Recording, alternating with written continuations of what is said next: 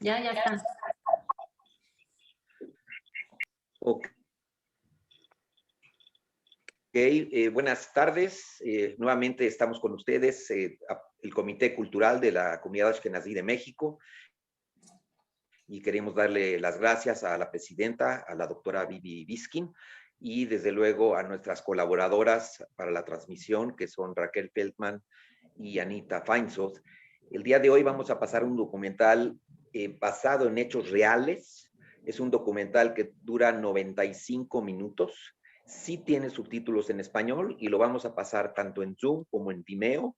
En un par de minutos van a aparecer en pantalla la clave de Vimeo para los que lo quieran ver en Vimeo. Y tengo entendido que va a quedar grabado y lo van a poder ver también días después.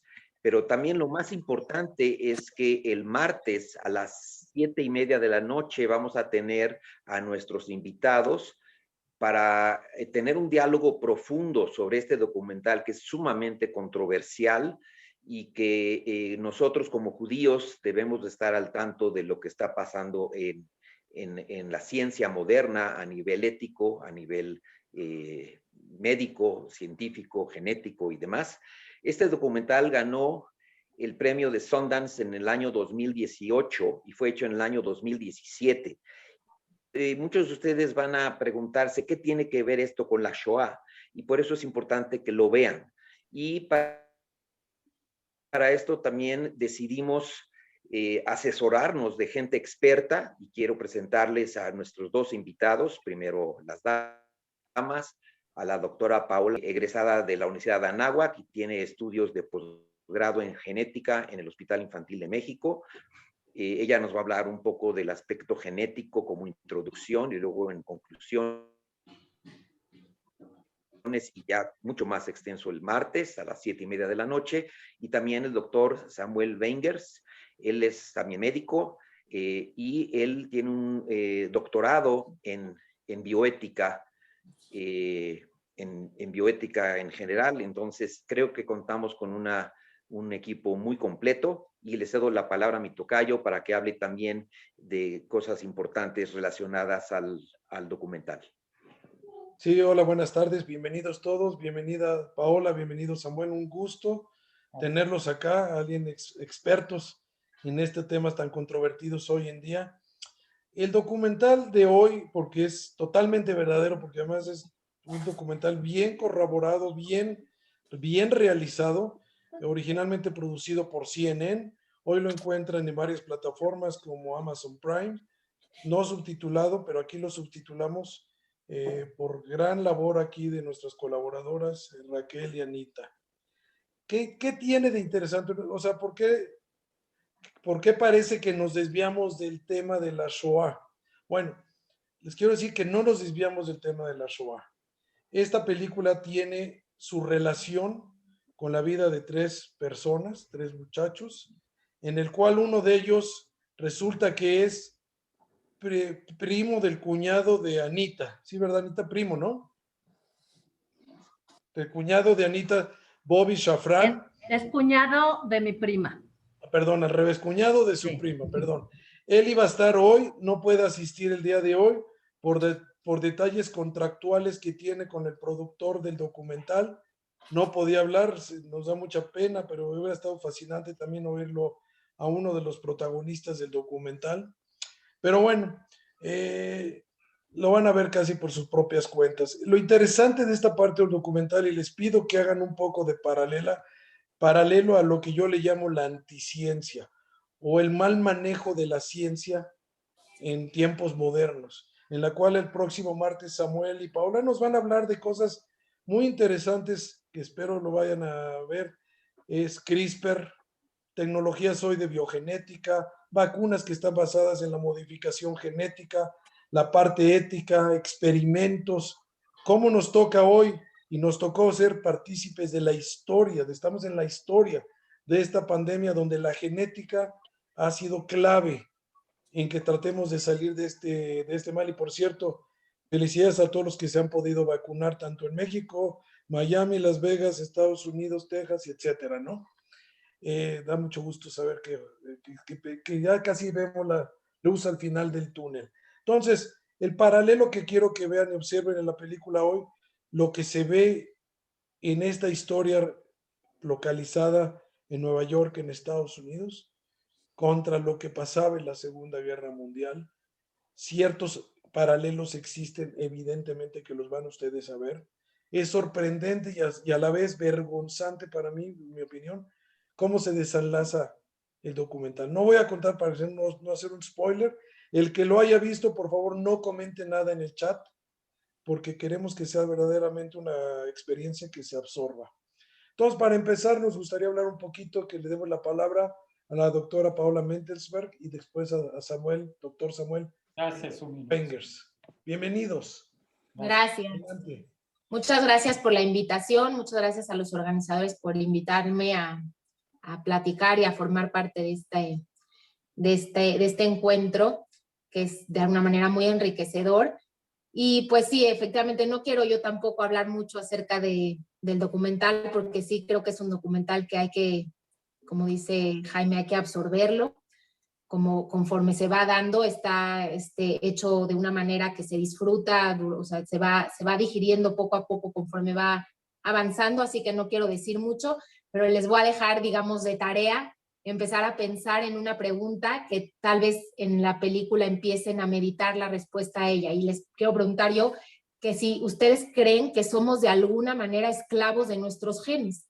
Todos tenemos genes, que son las instrucciones que dicen cómo somos, tanto físicamente y en gran parte cómo es nuestro cerebro, a qué enfermedades podemos estar predispuestos o no, ya sean enfermedades mentales o enfermedades físicas. Entonces, si ustedes creen que de alguna manera somos esclavos de esos genes y si ustedes creen que podemos liberarnos de alguna manera de esa esclavitud. Listo.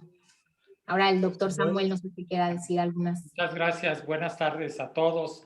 Agradeciendo, por supuesto, al doctor Jaime Romanov y al doctor Jaime Huber esta invitación. Me parece que la participación de la bioética en este momento va a bastar con que se las defina, porque la mayor parte de la gente no sabe ni a lo que nos dedicamos en la bioética. Y entonces la bioética es una nueva área de conocimiento, verdaderamente nueva, de los años 60 para acá, 1960 para acá, que se dedica a estudiar y reflexionar todos los problemas y dilemas ocasionados por la modernidad de las ciencias. Porque voy a dar rapidísimo unos ejemplos. La genética evolucionó prácticamente también a partir de los años 60 y todos los avances que ocasionó ha tenido que provocar una reflexión. Toda la reproducción humana asistida no existía antes de los años 60. Hoy en día estamos llenos de dilemas y problemas ocasionados por esto. Por supuesto, ya lo mencionaba el doctor Jaime, el tema de fondo en este documental, nada más lo menciono, es una pérdida de la integridad científica, así se llama. Hoy hay organismos mundiales que controlan esto, tratando de que no esté sucediendo lo que en estos años 60 sucedió. Yo hasta ahí lo voy a dejar mi introducción. Perfecto, Samuel. Bueno, y lo del martes va a estar mega interesante si agarramos el hilo que acaban de mencionar Paola y Samuel y lo transferimos 50 años después a lo que ha pasado en los últimos 5 años en todo este tema genético y la bioética. Entonces los dejamos para que vean este documental. Espero que se les retuerza el espíritu, el pensamiento y todo al ver este documental, como se nos pasó a nosotros. No les puedo decir que lo disfruten, sino al contrario, yo deseo que lo sufran verdaderamente. Sí, porque es sumamente controversial, dura 95 minutos, van a poner nuevamente la clave de Vimeo para los que lo quieran ver en Vimeo, es en inglés con subtítulos en español y tengo entendido que tenemos ahorita 87 participantes, espero que se reúnan unos cuantos más. Todavía los que lo vean y quieran recomendar lo van a poder ver mañana para poder luego analizarlo con los expertos el martes a las 7:30 de la noche. Sin más, por el momento vamos a empezar la proyección del documental. Nos vemos en 95 minutos. Que son, ahorita son 6:10, que son... Por ejemplo, ¿quién es esa señora, la que era participante en el estudio, que aceptó hablar, que es así muy conectada con los famosos, que tanto estuvo involucrada? Tal vez ella ayudó a estas conexiones que tenía la agencia y por eso tuvieron oportunidad de hacer este tipo de estudios. O, por ejemplo, también me pregunto por qué durante el documental, me parece que un poquito sesgado, juzgan un poco duro al papá de Eddie, ¿no? Hacen así como que lo ponen en el spotlight, ¿no? Como si él fuera parte, tal vez parte responsable de lo que pasó con Eddie, siendo que somos un todo, ¿no? ¿Dónde está su mamá? ¿Dónde están sus compañeros incluso de la escuela cuando era pequeño, ¿no? Cuando nos formamos con todo, aunque nuestros papás tienen un papel importante, pero pues juzgan duramente al papá. O como decía al principio, también me pregunto, el doctor Neubauer, ¿qué pretendía con el estudio? O sea, él realmente, me pregunto si él de verdad creía que iba a contestar una pregunta tan compleja. O sea, es una pregunta que desde el tiempo de Aristóteles los científicos nos llevamos haciendo. ¿Qué pesa más en nuestra personalidad? Y hay enfermedades que sabemos exactamente si son genéticas o son el ambiente o son una combinación. Pero cuando hablamos de nuestra personalidad, de cosas del día a día, incluso de decisiones que tomamos todos los días, nuestros gustos, nuestros disgustos, cómo reaccionamos ante toda esta parte, ¿qué tanta fuerza tienen los genes o qué tanta fuerza tiene el medio ambiente en el que nos criamos? Este es un debate que se ha dado en la ciencia por muchos años y yo, por eso me pregunto, Neubauer realmente creía que con este estudio iba a contestar una pregunta tan compleja, porque por más que él reclutara muchos pares de gemelos, ¿cuántos podría haber reclutado, no? Se calcula, estuve leyendo y calculan que reclutó unos 13 pares de gemelos y triates. Es un número muy chiquito para contestar una pregunta realmente tan compleja, ¿no? Incluso hay otros estudios muy similares al estudio que él hizo él y contemporáneos, igual en los mismos años en los que él empezó a hacer estos estudios, hay otros estudios en gemelos. Los más famosos son uno que se hizo en Londres, por ejemplo, que uno de sus, así como estos triates son los más famosos de este estudio, en el estudio de Londres, estos estudios son diferentes porque lo que hicieron fue ver hacia atrás. Neubauer lo que quiso fue ver hacia adelante, que en ciencia le decimos esto que es un estudio prospectivo, que él dijo, yo quiero controlar todos los aspectos de la vida de los gemelos para ver qué pasa con ellos a lo largo de la vida. Y pues ahí está el dilema ético del cual ahorita el doctor Samuel va a hablar más al respecto. En cambio, otros estudios para tratar de contestar esta pregunta, lo que hicieron fue tomar gemelos dados en adopción de forma separada o de forma junta, y verlos hacia atrás, decir, a ver, vamos a ver los récords de los gemelos dados en adopción y vamos a buscarlos. Ya hace muchos años los dieron en adopción, ellos ya son adultos, vamos a buscarlos y vamos a ver qué tanto se parecen o qué tanto no se parecen. Entonces, por ejemplo, en de Londres encontraron unas gemelas que daba mucha como curiosidad, que sus papás las trataban, las vestían igual todos los días, las obligaban a tomar las mismas clases todos los días. Si una tocaba piano, la otra tenía que tocar piano. Si una comía pastel de chocolate, la otra también tenía que comer pastel de chocolate. Y finalmente, cuando crecieron, fueron individuos completamente diferentes. Estudiaron carreras diferentes. Una se fue a vivir a África, de hecho, y la otra sigue viviendo en Londres. O sea, son muy diferentes. En cambio, por ejemplo, hay otro estudio que es, de hecho, el estudio más grande que se ha hecho en gemelos. Es un estudio que se hizo en la Universidad de Minnesota. En realidad digo se hizo, pero se sigue haciendo. Es una universidad que sigue reclutando gemelos que se hayan dado en adopción de forma separada. O sea, si de repente alguien se entera que él es un gemelo dado en adopción, se puede ir a la Universidad de Minnesota y ellos ayudan a buscar al otro gemelo para ponerlos en contacto y hacer este tipo de estudios de qué tanto se parecen y qué tanto no se parecen. Entonces ellos sí tienen una cantidad muy grande de gemelos ya estudiados, pero como les digo, no los estudian desde chiquitos, sino ya de adultos encuentran gemelos que fueron separados o gemelos que no fueron separados y los tratan de comparar. Y así, en sí tienen más de 500 gemelos ya estudiados porque empezó en los 70 y que sigue haciendo. Y su primer corte fue en los 90 cuando publicaron su primer artículo, y en ese artículo ellos concluían que los gemelos que fueron dados en adopción son exactamente, o sea, tienen la misma posibilidad de parecerse en su personalidad, igual que los gemelos que no fueron dados en adopción separados. Entonces ellos realmente le dan un peso más grande a la genética que al ambiente en este aspecto de la personalidad. Pero otra vez son estudios que nada más ven hacia atrás, entonces no son, digamos, la evidencia científica más fuerte que pueda haber. Pero un dato muy curioso de este estudio de Minnesota es que encontraron a dos gemelos que se llaman Jim, y da la casualidad que a los dos sus padres adoptivos les pusieron Jim, y ellos, así como estos triates que se parecían, por ejemplo, en la marca de cigarros que fumaban o cosas así, bueno, estos gemelos se parecían, por ejemplo, datos curiosos, tenían un perrito que los dos, sus perritos se llamaban Toy.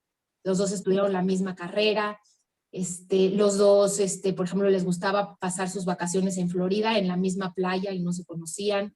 Los dos se casaron de primera esposa con una señora que se llamaba Betsy y se divorciaron de Betsy y se casaron con otra señora que se llamaba Linda, y con Linda tuvieron un hijo que le pusieron a los dos Alan. Entonces, o sea, como muchas coincidencias a lo largo de la vida, como lo veíamos con otros gemelos involucrados en el estudio de Neubauer. Y finalmente, con todo esto, a donde quiero llegar es que es una pregunta realmente compleja de contestar, ¿no? ¿Qué tanto de nosotros, qué tanto de nuestras decisiones que tomamos todos los días, desde qué cigarro fumar, qué nombre ponerle a mi perrito, con quién casarme, cómo responder ante las circunstancias que nos pone la vida, qué tanto son mis genes y qué tanto es el ambiente en el que me formo? Entonces, pues es una pregunta realmente compleja de contestar. Hasta ahorita no hay una respuesta clara porque son muchas cosas. No es que estamos estudiando, por ejemplo, si yo les dijera el tipo de sangre, bueno, el tipo de sangre depende únicamente de mis genes, ¿no? Yo, por ejemplo, soy tipo de sangre O. Cuando mi mamá estaba embarazada de mí, puede ser que ella o fumó o no fumó, tomó ácido fólico o no, bueno, no importa. Yo siempre voy a ser grupo de sangre O, y eso no es algo que yo pueda modificar con el ambiente que me rodea. En cambio, por ejemplo, la altura de una persona. Hay niños que pueden ser hijos de los papás muy altos, los papás más altos del mundo. Si ese niño sufre desnutrición cuando es chiquito, aunque sus genes tienen los perfectos genes de altura, nunca va a llegar a ser alto. Entonces tenemos ciertos aspectos de nuestra persona que dependen más de los genes. Es como un gran espectro, ¿no? En donde hay cosas que dependen únicamente de los genes, cosas que dependen únicamente del ambiente y todo lo que está en medio. Cosas más dependen del ambiente, cosas más dependen de lo genético, pero sí se ha visto que este tema de la personalidad tiene digamos, un componente genético muy importante, pero que obviamente va a estar moldeado por el ambiente en el que nos rodeamos. Paola, perdón que te interrumpa un Sí. minuto. Mi hijo estudió en la Universidad de Minnesota su maestría en adicciones y me comentaba que hicieron también un estudio en este tipo de gemelos de que cuál es su predisposición a depender de drogas o de ciertos medicamentos, o inclusive resistencia a ciertos medicamentos o alergias a ciertos medicamentos, y son estudios muy interesantes a nivel de genética. Entonces, creo que el potencial a futuro es enorme, no nada más para la prevención, sino para el tratamiento, para todo lo que es la ingeniería genética, que, bueno, ya la estamos viviendo todos los días, ¿no? Bueno, Sí, pero ahí sí. hay un tema a mí que más me toca, más me molesta en esta parte de la película es primero que nada, como dice Paula, cómo este doctor, psiquiatra, psicólogo, primero se presta a hacer experimentos en los años 60, tan fresco estaba toda la parte del holocausto, la anticiencia nazi, toda la parte de experimentos, muy fresco en Nueva York. ¿Cómo se prestó una agencia judía a financiar esto, sabiendo que estaban engañando y cometiendo en cierta manera, no sé si en ese tiempo era legal o ilegal, la forma que hicieron la separación de los trillizos, la forma que conducieron los experimentos, la forma que quisieron modificar, porque ciertamente desde el punto de vista físico, o sea, yo vengo de la parte matemática física, trataron de hacer lo que es el experimento de Heisenberg, en la cual tratar de influenciar lo menos posible en el comportamiento de la vida de estos gemelos y luego trillizos, en evitar que uno toque el experimento. Pero a mí lo que me pega es cómo llegaron a aceptar financiar tanto una agencia judía, este doctor y luego Yale a presentar un experimento y guardarlo tantos años, ¿no? O sea, a mí eso es lo que, independientemente de lo que vamos a ver el martes con Paul, con Samuel y con Paola, toda la parte bioética y genética, o sea, cómo históricamente se presenta esto en Nueva York, se acepta, se fondea, se financia, se esconde y se descubre por pura casualidad, ¿no? Sí, No me sé, gustaría eso es- escuchar la opinión de Samuel, del doctor Wenger. Samuel. Muchas gracias. Miren, nada más para dejarlos también pues con esta duda tan terrible, es que se enteren que la principal fuente de investigaciones no éticas se realizaron acabando la Segunda Guerra Mundial en Estados Unidos, precisamente en Nueva York, porque se habían llevado a los investigadores nazis, Exacto. doctores nazis en investigación y además a los judíos también, que tenían como única misión el ego propio para sacar adelante información. Hay varios estudios, en este caso, pues la propia agencia judía fue la que financió, que eso es como algo inconcebible. Criminal, yo diría. Muchos estudios, muy conocido el de Tuskegee en la que es una región afroamericana donde estudiaron la sífilis, pero finalmente se tuvo que revertir porque tuvo fondos federales. Ya les platicaré el martes. Todo lo que tuvo fondos federales y que hubo pérdida de la integridad científica, tuvo que el gobierno pagar sendos cantidades de dinero para acallar a toda la gente que fue afectada. Y no sucede aquí, me llama la atención, Exacto. de inmediato que la propia agencia encubrió, protegió y lo cayó todo. Hay otros dos estudios gravísimos en hospitales judíos, uno con niños con cáncer y otro en Willowbrook, en Nueva York también, que infectaban a los niños adrede. Y les quiero contar muchas cosas. Todo en estos años 60. ¿Y cómo permite que siga sellado esto por 50 años, hasta que se mueran todos? Es inconcebible. Y Sí, Yale, lo sea, que pasa todo es que, como les dice Paola, no hay resultados de 13 casos sujetos de investigación, o que sean dobles o triates. No hay ninguna manera de tener objetivos claros ni resultados. Entonces, aunque ya tienen la información, no tienen ninguna conclusión. Bueno, hasta aquí lo dejamos para el otro mes. Listo. Muchas gracias. Tenemos unas preguntas del público, no sé si quieran que las hagamos. Sí, desde ¿Sí? luego. Ok, nos pregunta Elena Bialostowski, ¿pudo la separación de los gemelos o triates provocar los problemas psicológicos aun cuando dicen que las madres tenían problemas de este tipo? Pues, como decía, este documental nos deja con muchas preguntas, ¿no?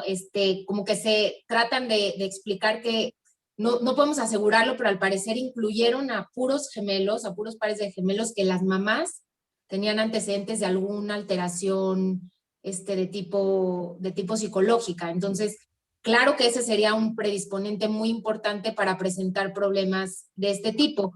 De hecho, se ha visto que las enfermedades psiquiátricas tienen algo que se llama heredabilidad. Heredabilidad quiere decir qué tanto es culpa de los genes y qué tanto es culpa del ambiente. Mientras la heredabilidad sea más cercana al 100, quiere decir que el peso de los genes es más importante, y mientras más se acerque al 0, quiere decir que es más culpa del ambiente. Se ha visto que las enfermedades psiquiátricas tienen una heredabilidad muy alta, la mayoría de los 60 y tantos %, depende del tipo de enfermedad, 60, 70, hay incluso como la esquizofrenia, pueden ser del 80 y tantos %, es decir, que el peso de la genética es muy importante. Pero los genes no se regulan solos. Todos tenemos muy parecidos genes, ¿no? Por eso todos somos seres humanos, y a pesar de eso somos muy diferentes porque tenemos genes prendidos o genes apagados. El medio ambiente es el que determina qué de nuestros genes se prenden, qué de nuestros genes se apagan. Entonces, no podemos estar seguros qué tanto fue culpa de una cosa o de la otra, y muchas veces como que decimos, ¿fue culpa de los genes o fue culpa del ambiente? Más bien es una sinergia, ¿no?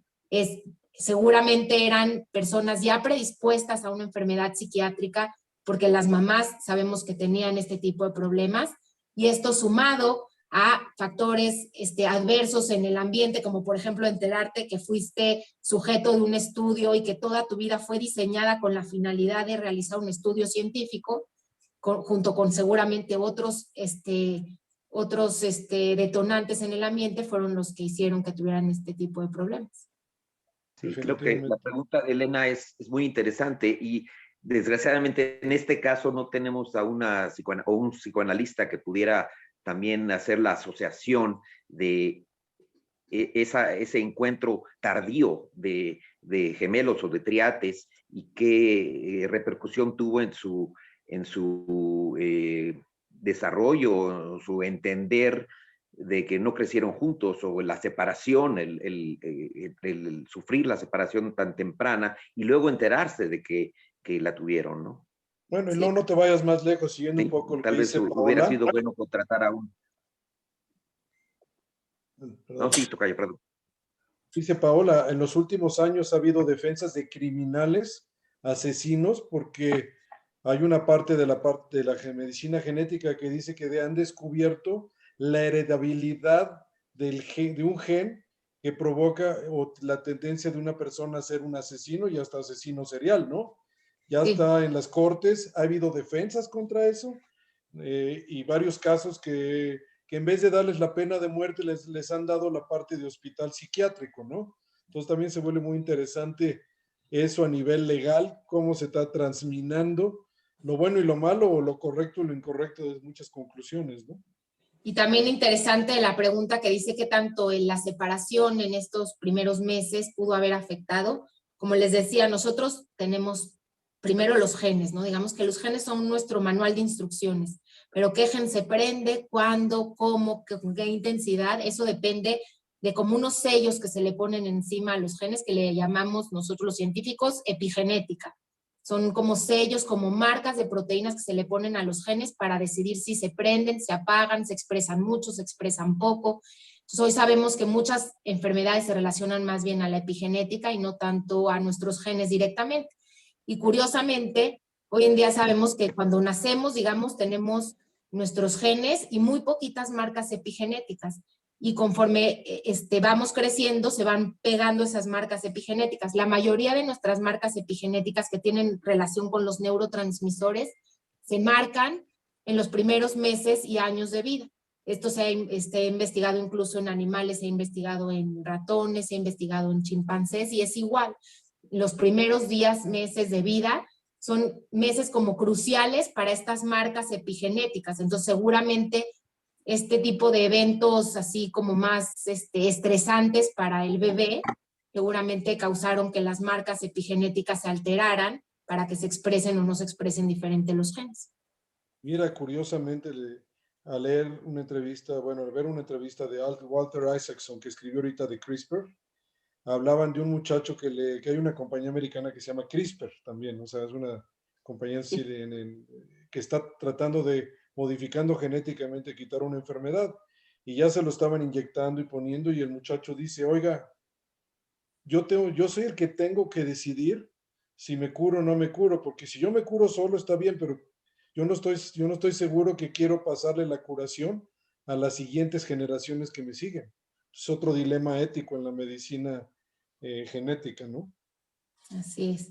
Sí, yo creo que eso lo podemos platicar ya más a fondo el martes, que tengamos más tiempo para explicar cómo es la diferencia, ¿no? De editar un gen en un adulto y la diferencia ética de editar un gen en un embrión que después lo pudiera pasar a otras generaciones.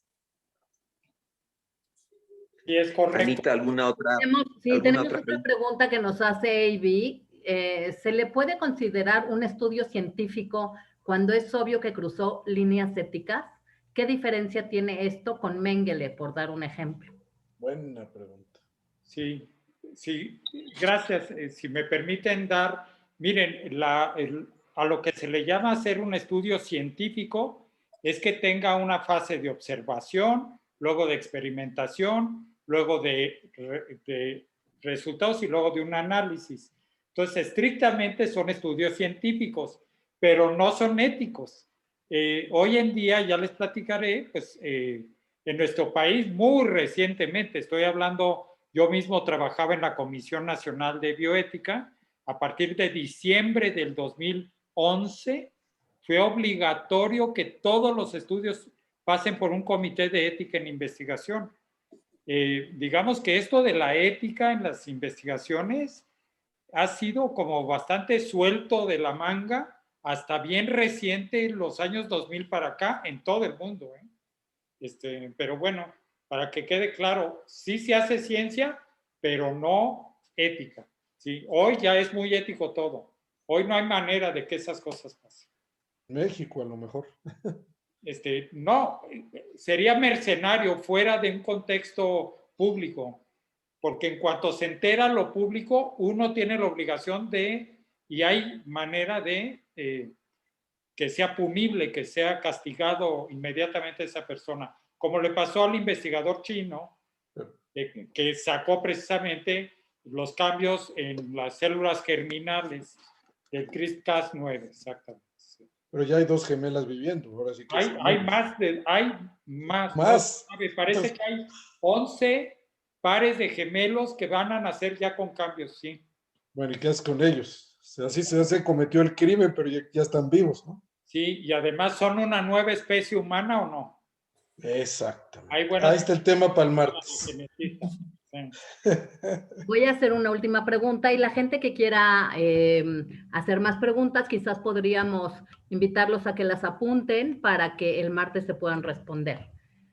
Ok, Raquel Eidels nos pregunta, me llama la atención que en Estados Unidos no se haya llevado a cabo ya una demanda colectiva en contra de Yale o de las personas involucradas en el estudio, con el propósito de conocer el objetivo del estudio y de las conclusiones a las que llegaron cuando los detuvieron. En el caso de Eddie, se ve que el papel tan estricto y tan militar del padre que llevó a su hijo a sentir que no era parte de la familia o que se sintiera alineado, sí jugó un papel determinante en su evolución. O sea que la crianza o el medio ambiente en este caso sí tuvo una importancia relevante. Son 2 preguntas. Sí. Bueno, creo que primero necesitaríamos a un abogado que pudiera saber de leyes de Estados Unidos y en concreto de leyes del estado de California que pudiera responder a esto. De Nueva York en este caso. Que diga de Nueva York, pero quise decir de Nueva York, perdón. Bueno, yo lo que leí posteriormente es que sí hay ciertas acciones de algunas de estas familias. Uno contra Yale para abrir los archivos. Eso sí se está generando una demanda, un juicio. Eso sí lo leí. Y creo que también contra la agencia esta judía se está provocando algún movimiento legal contra ellos. O sea, esto es reciente, acuérdense que se logró sacar hace poco. Todo esto está caminando, ¿no? Y a lo mejor por esta razón, los 2 gemelos sobrevivientes no quieren hablar o no pueden hablar, o están en medio de algún asunto legal, no sabemos, ¿no? Ok. Sí, y por otro lado, basándonos en lo que dijo mi tocayo, que estos cambios genéticos que están habiendo, según el historiador Yuval Harari, dice que la época del Homo sapiens, como lo conocemos, ya está acabando y va a empezar una nueva era que va a ser Homo sapiens 2.0, que es con las modificaciones genéticas que le vamos a aplicar en el futuro para tratar de corregir lo malo y aumentar lo bueno, si es que se puede llegar a diferenciar y a lograr llevarlo a cabo, ¿no? Muy bien, yo creo que pues a lo mejor podemos dar por terminada la sesión. Les recordamos a todo el público que el martes tendremos la continuación de esta plática a las 7:30, que es lo que nos están preguntando ahorita. Y bueno, pues agradecer, por supuesto, al doctor Samuel, a la doctora Paola, a los Jaimes, su participación, sus respuestas y primero Dios, pues nos veremos el martes, obviamente a todo el público que se conectó y muchísimas gracias por su interés. Y gracias a ustedes, Anita, gracias Raquel. por la invitación. Sí. Gracias. Nos vemos el martes. Buen fin a todos. Hasta Primero luego. Dios, sí. Saludos. Gracias, Anita. Gracias, Raquel, por todo.